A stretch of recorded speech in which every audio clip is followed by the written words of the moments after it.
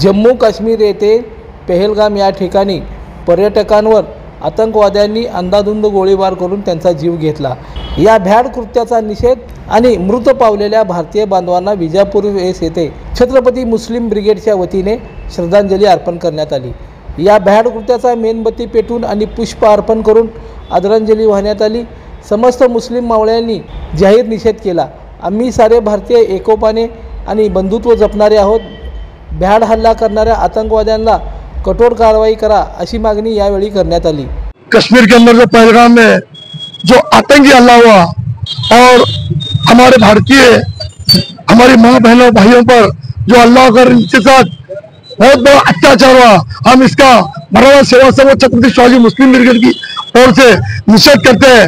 और आज हम सरकार से हमारी विनती है, जो लोग भी इस पर हमला किए हैं ऐसे लोगों पर कठोर से कठोर कार्रवाई हो। हमारे देश की एकता अखंडता भाईचारा बना रहे टिका रहे, इसका ख्याल करते हुए हम सब लोग मिलकर रहे अर्पण किया है।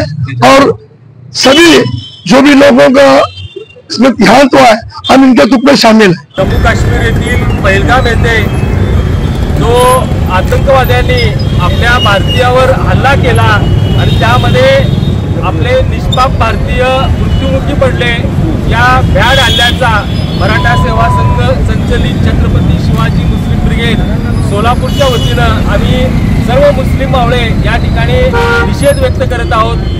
भारत हा गेल्या अनेक वर्षापासून सर्व मुस्लिम बांधव हिंदू बांधव यांच्यासोबत पुण्या गोविंदानं राहत असताना परकीय शक्ती येऊन आमच्यामधील बंधुभाव विस्कटण्याचा जो काही षडयंत्र रचला होता त्याचा आम्ही सर्व मुस्लिम मावळ्यांच्या वतीनं आम्ही निषेध व्यक्त करतो। या प्रसंगी छत्रपती मुस्लिम ब्रिगेडचे शहराध्यक्ष हाजी मतीन बागवान, जिल्हाध्यक्ष शफीक रचभरे, राम गायकवाड, पोपट भोसले, बशीर सय्यद, रिजवान दंडोती, तन्वीर गुलजार, कादर भागानगरी, कयूम मोहळकर, अशफाक बागवान, वाहिद तांबोळी, हरीश शेख, बाबा शेख, जावेद बिद्दी, रिजवान सर, नईम कर्नूल, खासिम बेलीप, गफूरबाई बागवान यांच्यासह शेकडो मुस्लिम बांधव उपस्थित होते।